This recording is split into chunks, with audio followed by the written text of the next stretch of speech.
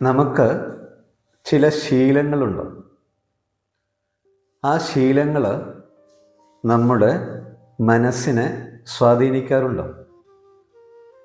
അതിൽ നല്ല ശീലങ്ങളുമുണ്ട്, ദുശീലങ്ങളും ഉണ്ട്. നല്ല ശീലങ്ങളെന്ന് പറയുമ്പോൾ കരുണ, സ്നേഹം, ദയ നിറഞ്ഞ പ്രവൃത്തികൾ, വാക്കുകൾ ഉണ്ടാവുക. ദുശീലങ്ങളെന്ന് പറയുമ്പോൾ കോപത്തിൻ്റെയും വിദ്വേഷത്തിൻ്റെയും വെറുപ്പിൻ്റെയും ഒരു സാഹചര്യങ്ങൾ നമ്മുടെ ഉള്ളിൽ ഉണ്ടാവുക.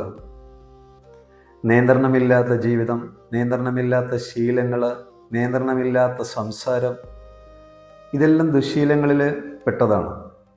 ഈ ശീലങ്ങൾ നമുക്ക് നമ്മുടെ ജീവിതത്തിൽ ഉണ്ടാകുമ്പോൾ അത് നമുക്ക് വേദന ഉണ്ടാക്കുന്നുണ്ട്, ഒപ്പമുള്ള ആളുകൾക്കും അത് വേദന ഉണ്ടാക്കുന്നുണ്ട്.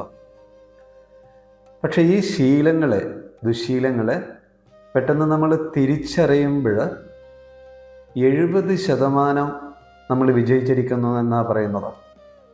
പിന്നെ ആ ശീലങ്ങൾ ഇല്ലാതാക്കാൻ 30% അധ്വാനം മാത്രം മതി.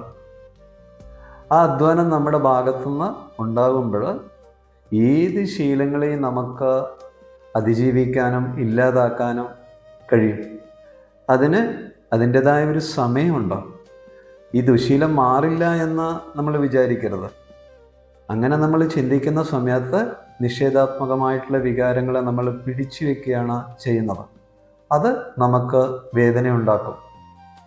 അതായത് ദിവസവും നമ്മൾ കുറച്ചു നേരം മൗനത്തിലാവുക, ധ്യാനത്തിലാവുക, പ്രാർത്ഥനയിലാവുക, നല്ല വാക്കുകൾ പറയുക, നല്ല പുസ്തകങ്ങൾ വായിക്കുക, അതുപോലെ ആളുകൾക്ക് എന്തെങ്കിലും സഹായം ചെയ്യുക, നല്ല പ്രവൃത്തികൾ നമ്മളിൽ നിന്ന് ഉണ്ടാവുക. ഈ ഒരു ശ്രദ്ധ ഓരോ ദിവസവും നമുക്ക് നമ്മുടെ ജീവിതത്തോടുണ്ടാവുമ്പോൾ, നമ്മളോടുണ്ടാവുന്ന സമയത്ത് നല്ല ശീലങ്ങൾ നമ്മുടെ ഉള്ളിൽ നിറയുകയും നമ്മുടെ ഉള്ളിൽ ഉറയ്ക്കുകയും ചെയ്യും.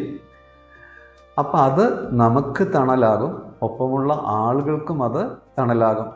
അപ്പം അതിനുള്ള സാഹചര്യങ്ങൾ നമ്മുടെ മനസ്സിന് ചെറുതായിട്ട് ഒരുക്കി കൊടുത്താൽ മാത്രം മതി. അങ്ങനെ ഒരുക്കാൻ കഴിയട്ടെ എന്നുള്ള പ്രാർത്ഥനയോടെ